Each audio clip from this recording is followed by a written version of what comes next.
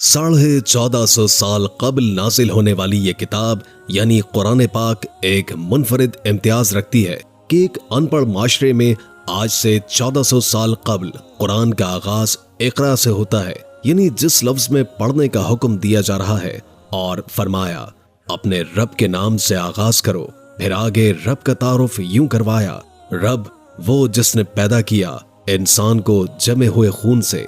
ये सूरह अलक के इब्तिदाई अल्फाज हैं जो उस वक्त नाजिल हुए थे जब पूरी दुनिया में जाहिलियत का दौर था, और इस जाहिलियत के दौर में अल्लाह पाक ने इस आयत को जिन पर नाजिल फरमाया वो ता क़यामत तमाम इंसानों के लिए रोशनी बन गए। कुरान मजीद मुकम्मल हुआ और उसमें ऐसे ऐसे इंकशाफात सामने आए कि जिन्हें देखकर कोई बेवकूफ़ी इसे अल्लाह पाक का कलाम नहीं समझेगा।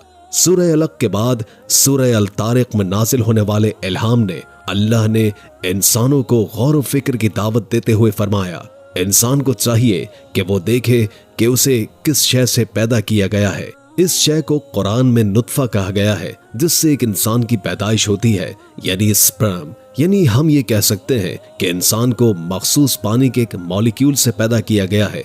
इसके बाद सूरह अबस में अल्लाह पाक ने इंसानों को फरमाया कि वो आगे बढ़े, रिसर्च करे, अपनी तख्लीक में गौर व फिक्र करे। चनाचे फरमाया मारा जाए कि ये इंसान कि ये कैसा अल्लाह का मुनकिर और नाशुक्रा बना फिरता है। देखिए तो सही कौन सी शय से अल्लाह ने इसे पैदा किया है। पानी के जरसूमे से इसे पैदा किया और फिर उसकी तकदीर को लिख दिया। ये वो तकदीर है जिसे अल्लाह पाक के हुक्म पर फरिश्ते ने लिखा, और ये तकदीर अल्लाह के सुपर कंप्यूटर में महफूज है। इसे लौह महफूज और किताब मुबीन भी कहा गया है। इसका कुछ हिस्सा पानी के उस मॉलिक्यूल पर लिखा है जो हजरत आदम अलैहिस्सलाम से होता हुआ चला आ रहा है और बाकी आसमानों में भी मौजूद है। आज का हमारा मौजू पानी के मॉलिक्यूल पर लिखी वो तहरीर है जिसका साइंस ने इंकशाफ किया है। कुरान की नसीहत 1450 साल से मौजूद है। कुरान मजीद में लौह महफूज का जिक्र है जो एक ऐसी किताब है जिसमें हजरत आदम अलैहिस्सलाम से लेकर कयामत तक आखिरी इंसान का अहवाल दर्ज है, जिसमें हर इंसान के दो नाम हैं। वो इंसान जो एक जरसूमे से तख्लीक किया गया है। साइंस कहती है कि दो पानियों के मिलने से एक मॉलिक्यूलर खुलिया बना। अंग्रेजी में इसे सेल कहा जाता है। ये एक ऐसा मॉलिक्यूल है जो इंसानी आंख को दिखाई नहीं देता। मतलब ये अपनी हैसियत में एक पूरा और मुकम्मल जहां है जिसे आज की मेडिकल साइंस डीएनए के नाम से जानती है, जिसमें आरएनए होता है। आरएनए एक ऐसी चीज है जो जिंदगी की बुनियाद और असास है। इसमें जीन्स की एक लड़ी और कड़ी है जिसे क्रिस्पर कहा गया है। इस क्रिस्पर में हजारों जीन्स हैं और बाज़ साइंसदान कहते हैं कि ये लाखों में है। जीन्स की भी नई अक़साम है और ये सब अगर इसमें मिलाई जाएं तो 30 लाख से जायद इनकी तादाद बनती है। आरएनए की लड़ी और कड़ी का नाम क्रिस्पर है। ये 6 हरूफ 6 अल्फाज के मुखफ़्फ़फ़ हैं, यानी clustered regularly interspace short palindromic repeats. CRISPR यानी धागों की लड़ी में माँ बाप का विरासती निज़ाम होता है। इस विरासती निज़ाम से बच्चा अपने माँ बाप और खानदान के गुजरे हुए आबा व अजदाद से मुशाबिहत रखता है। आसान अल्फाज में ये एक ऐसी कैंची है जो हमारे खुलिये के अंदर मौजूद मोरिसी मादे को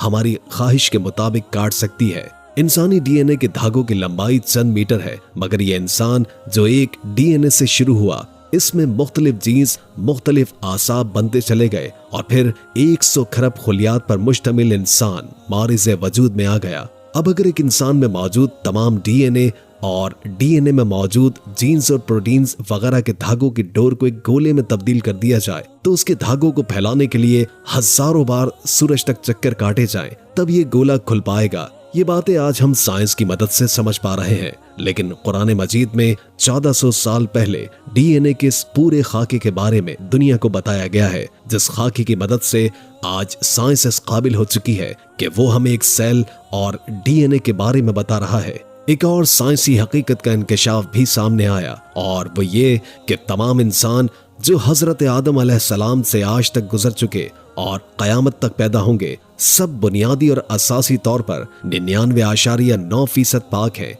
इख्तलाफ सिर्फ आशारिये का है। दूसरे अल्फाज में तमाम इंसान 1999 आपस में एक है। फर्क सिर्फ 1000 में से एक का है। गौरतलब बात यह है कि इंतहाई मामूली फर्क से انسانوں کی اس قدر ویرائٹی یعنی اقسام بن گئی کہ ہر انسان ایک دوسرے سے مختلف ہے۔ انگلی اور ہاتھوں کے نشانات الگ ہیں۔ ایک جسم میں اگر دوسرے جسم کے اعضاء پیوند کیے جائیں تو وہ جسم قبول نہیں کرتا۔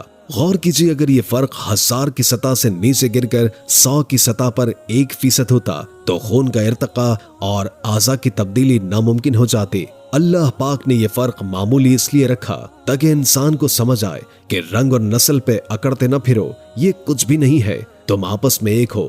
اللہ پاک گویا انسان کو یہ بتا رہا ہے کہ وہ فرق جو ہمارے یہاں معمولی ہے، ہم نے اسے اس لیے رکھا تاکہ تم اپنی اپنی پہچان کے قابل رہو۔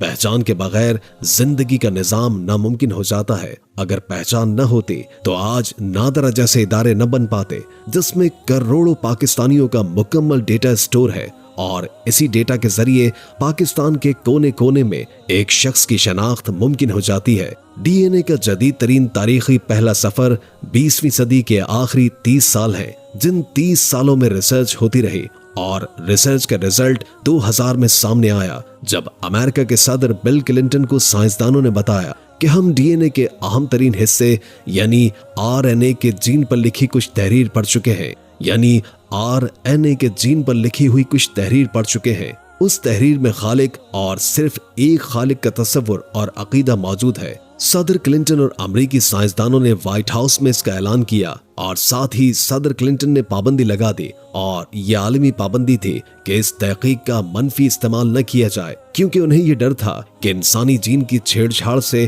انسانیت بھیانک نتائج سے دوچار نہ ہو جائے۔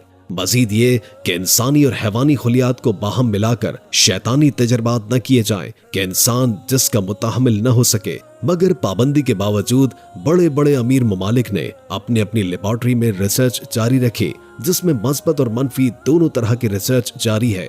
مثبت ریسرچ جو انسانیت کے فائدے کے لیے ہو، اس پر کسی بھی الہامی مذہب میں پابندی نہیں، اور آخری الہامی کتاب قرآن مجید ایسی تحقیق کی صرف حوصلہ افزائی ہی نہیں بلکہ انسانیت کے لیے لازم قرار دیتی ہے۔ اسی مثبت ریسرچ کے نتیجے کی روشنی میں 2020 کے آخر میں اس ریسرچ کا نیا موڑ اس وقت سامنے آیا جب امریکہ کی سائنسدان خاتون جینیفر ڈون اور فرانسیسی خاتون سائنسدان ایمینول کو نوبل انعام دیا گیا، اور وہ اس بات پر دیا گیا کہ دونوں نے کرسپر ٹیکنالوجی کی جینی لڑی میں وراثتی طور پر کینسر کی بیماری کو الزائم کی قینچی سے ختم کرنے کا کامیاب تجربہ کر لیا۔ سائنس کی دنیا میں یہ ایک بہت بڑی کوشش ہے، لیکن کہتے ہیں جہاں خیر ہو وہاں شر بھی لازم ہوتا ہے۔ اس ٹیکنالوجی سے انسانی جین میں بہت ساری ایسی تبدیلیاں کی جا سکتی ہیں جن کا اس سے پہلے تصور ممکن نہ تھا۔ مثلاً ایسے جنگجو انسانوں کی تخلیق جن میں رحم کا جذبہ سرے سے غائب ہو، ایسے سائبور یعنی انسان اور مشین کو ملا کر تخلیق کیے گئے انسان جس میں بنیادی انسانی احساسات موجود ہی نہ ہو، اور یہ ہر جگہ فساد کا باعث بنے گا۔ اور قرآن مجید میں اللہ پاک کا ارشاد ہے، زمین پر فساد برپا نہ کرو۔ اللہ پاک نے اس کائنات میں ہر ایک چیز ایک خاص ترتیب سے پیدا کی ہے، اور اس ترتیب میں بگاڑ تباہی کے سوا کچھ نہیں۔ مگر دیگر ٹیکنالوجیز کے مقابلے میں یہ ٹیکنالوجی اس بات کا زیادہ امکان رکھتی ہے کہ اس سے بڑے پیمانے پر تبدیلیاں لائی جا سکتی ہیں، جو تبدیلیاں انسانوں کی تباہی کا باعث بن سکتی ہیں۔ امید ہے کہ آج کی یہ ویڈیو آپ کو کافی معلوماتی لگی ہوگی اور اس سے بہت کچھ جاننے کو ملا ہوگا۔ اگر ویڈیو اچھی لگے تو لائک کر کے ہمارے چینل کو سبسکرائب کر دیں، اور کامنٹ باکس میں کامنٹ کر کے اپنی آرا سے بھی آگاہ کیجیے، اور بیل آئیکن کو کلک کر دیں تاکہ ہماری نئی آنے والی ویڈیوز کا آپ کو پتہ چلتا رہے۔ اگر زندگی رہی تو ایک اور ویڈیو کے ساتھ انشاءاللہ حاضر ہوں گے۔ ابھی ہمیں اجازت دیجیے، اللہ حافظ۔